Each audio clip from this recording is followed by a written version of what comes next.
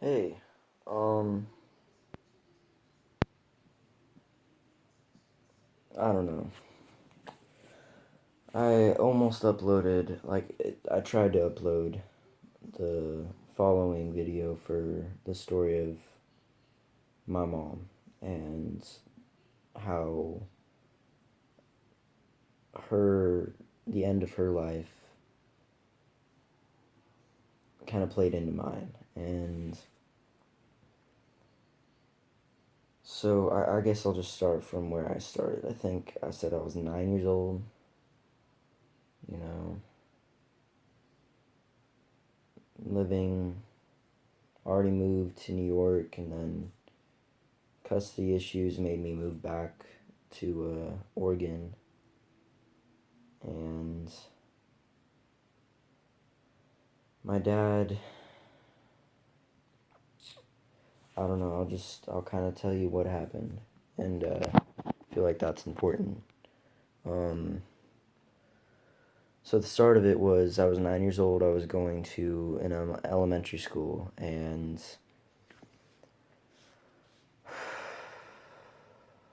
I remember it clear as day. One day I was not clear as whatever. It's in my memory, that's for sure, and it's very there. It's very memorable, and I don't know.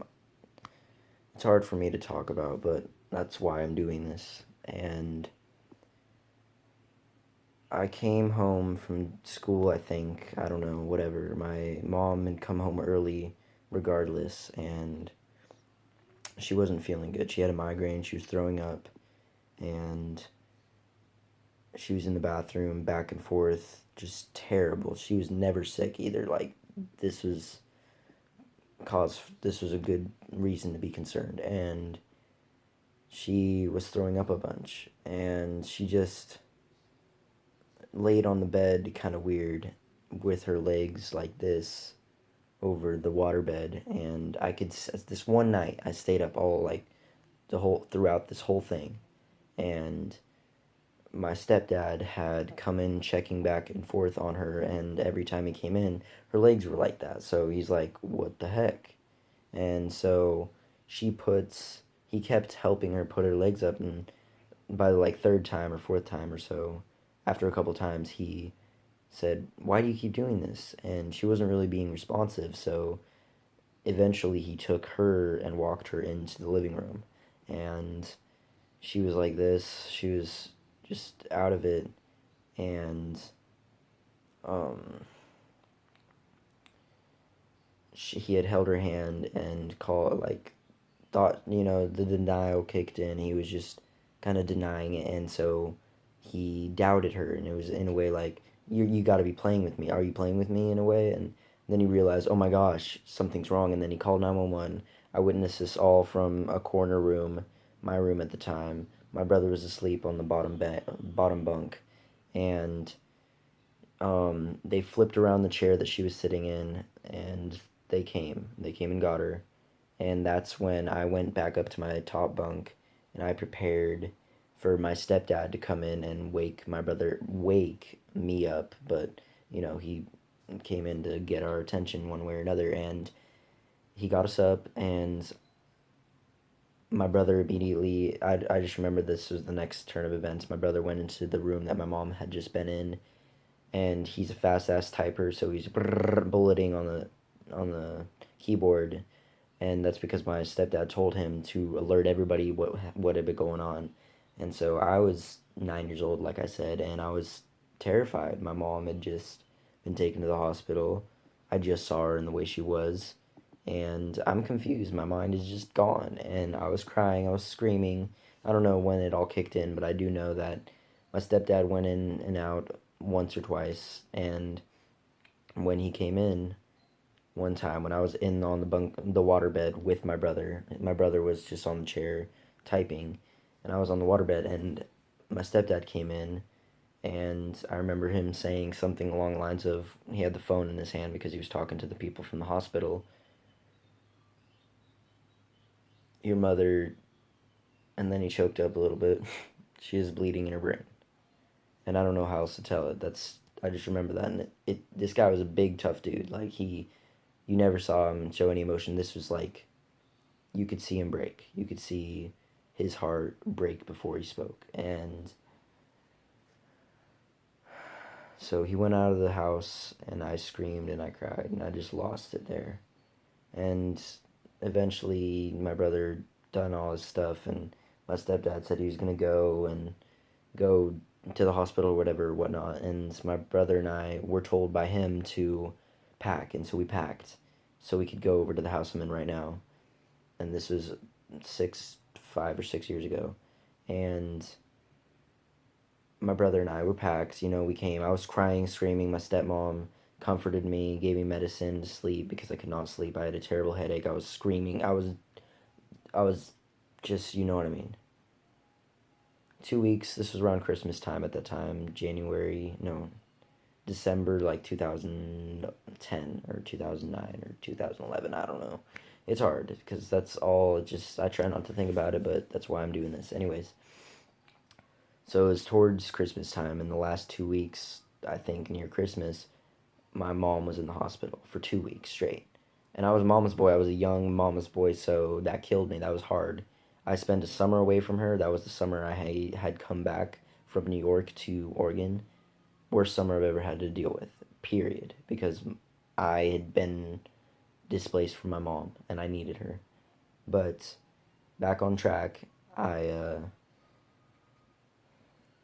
weeks, she was in the hospital, and we got the opportunity to call her, and we got to talk to her, and she sounded really, really weak. Yeah, really. And there's something definitely wrong. And so I don't remember if I heard anything about her diagnosis, but my mom got the chance to come back home for good now, apparently. And my stepdad was there, and my parents that I'm living with right now took my brother and I over to the house that we were expecting to see. I don't know if I already showed this part, but I'm just gonna make sure this is shown. That's my mom. See? And that's my stepdad. It's a really cool thing. That's my stepdad. That's me. That's my mom. Long hair, notice that. And then that's my brother. Just again, myself and my brother. My brother's the top one. Anyways,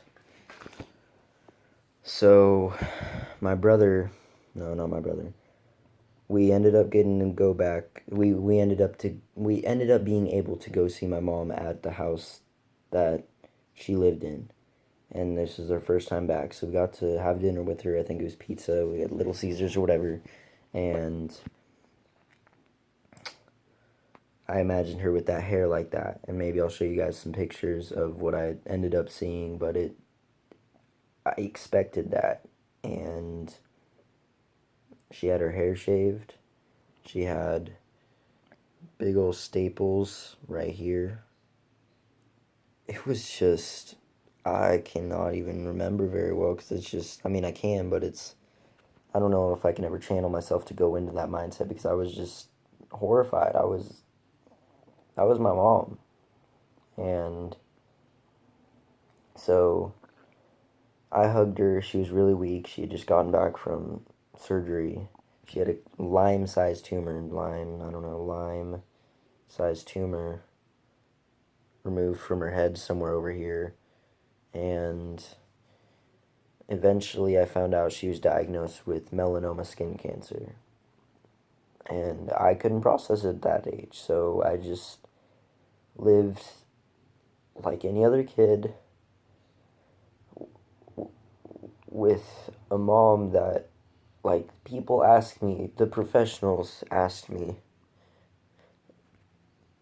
how I don't know, something along the lines of, can you survive without your mom? Or I don't know, something like that. And there's like, are you, something about me being prepared if my mom died. And I was like, no, my mom's not gonna die. I could not believe it. I just couldn't process that. And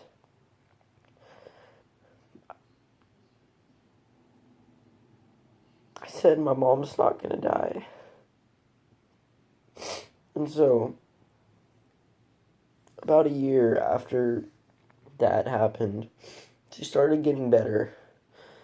She started to grow her hair back.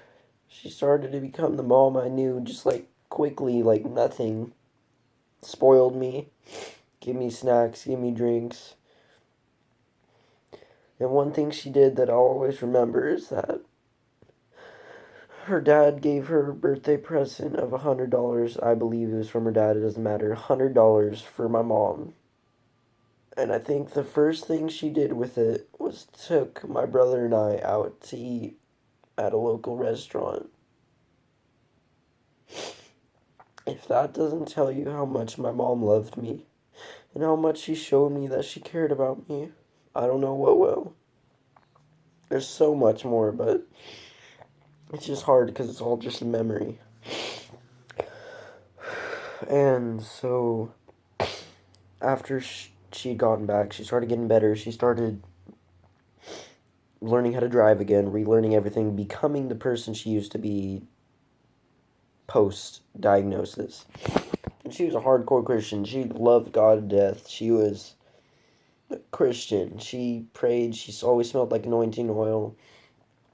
I have her Bible right over there. I don't know what my religion is, but I know that if there's a God, she's with him. And so one day, after she had gotten better, I hear a thud. That thud was the sound of a coffee table and like utensils, I would imagine forks, but maybe a glass, I don't know. You hear that distinct sound when you hit something, there's like forks on it, that like, you know what I mean? And at first I think it's nothing, and I'm on the computer where my mom's room was, hence when my brother was typing on the computer, and I hear the thud, and then I hear my brother, I don't know how long it took, but I hear that, or that, whatever, and my brother's like, mom, mom, mom, mom, mom, and I was like, shocked as fuck, and I was like, I ran out to the living room, and my mom was having a seizure right in front of me, and my brother and I pretty much got informed. We've never been like, we've always been kind of above the norm in intelligence, so we just knew what to do. And fortunately, coincidentally, whatever, I don't know, like my dad, who's a retired Navy medic, showed up to the house right then and there because he was coming to pick us up. And so we called hospice, we got it all in line, and that was the peak, and that's when it started to fall. She had a couple more seizures. I thought she was gaining weight. This is something that's really hard for me to accept. I thought she was gaining weight, but no, maybe a little bit, but she was gaining tumors. There were, this sick, fucked up disease was taking over my mom right in front of me. Taking my mom from me. And so her health started declining. She needed a walker. She eventually couldn't really move. She was saying ow all the time because she was in a lot of pain. She kind of quit smoking, then went back into it. I feel guilty because I tried to make her quit while she was dying, but I slept under her bed for about 2 to 3 months, under her hospital bed, and that leads into the day that I went with my brother and my dad. My stepmom was staying with my mom at the time, just taking care of her. And my brother and my dad and I went up to an hour away from our town to another town to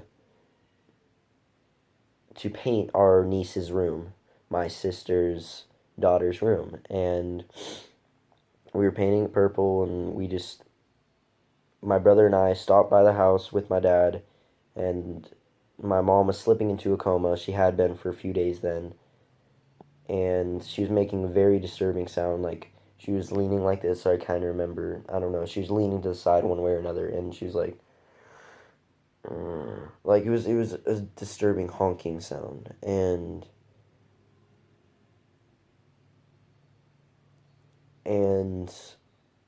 I never kissed my mom on the cheek. I mean, she kissed me, I think, but I kissed her on the cheek on the way up to the town we were going to, and I told her I love you. And that's just because, as you may know, that people in comas don't necessarily like, you don't know for sure if they heard you. I don't know. I don't know much about that, but she was slipping into a coma, and my brother, or she wasn't. I don't know, but my brother, I think, did the same thing, and we went up to the town. We were painted the room, came back. I walked in. My mom had been in a hospital bed before, and my stepmom was standing there waiting for us. And I walk right past her, I think, I don't know. And I look into the den, which she was used to be in, and it was gone. Hospital bed, her, everything. And I check other rooms. And then I ask my stepmom, where is she? And she says, she's gone. And I was like, where? I don't know, something, and she's just like, they took her. And so I was thinking, okay, so where is she? Where'd she go?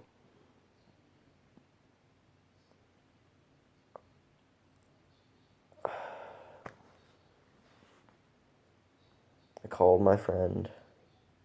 At the time, she was like my best friend. And I cried to her. Because that was the day that I no longer had my mom.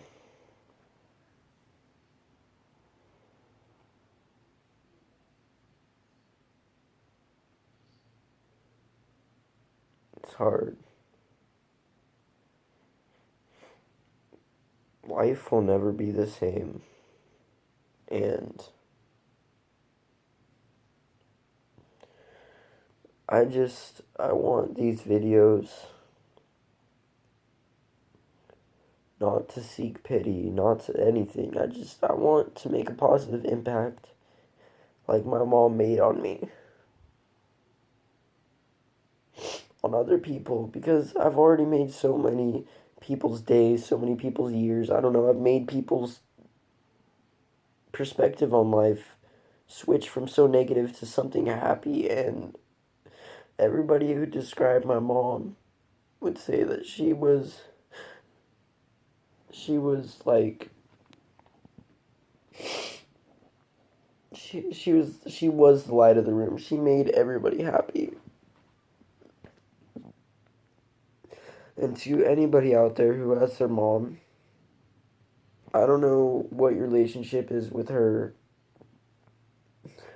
but please value it. I envy, and I don't like saying envy. I'm never really jealous, but it's true. I would really, if I could somehow go through that I hate you mom stage just to have anything with her, I would. You can bet I would. And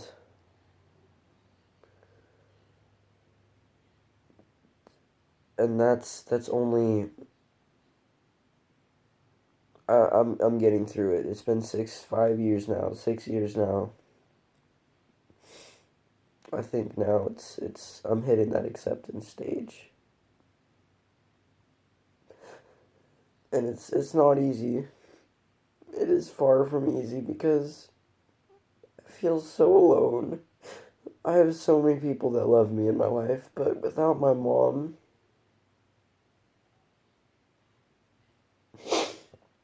I feel really, really alone. Alright, well, I'll continue to make videos just for the hell of it. And I'm making the best of the life that I was fortunate enough to have, and I'll get into more things that I've had to go through, more things I've done, and to anybody who might judge me for crying, that's you, it's not me, and I love you anyway. Alright, well, I'm sorry if I took too long. 20 minutes is a long time, but I hope every one of you has an amazing life, and spread the love, please. Just love everybody else, even if they treat you horribly. I will do many, many more videos, and I will do my best to, I don't know, but have a great life, and peace out.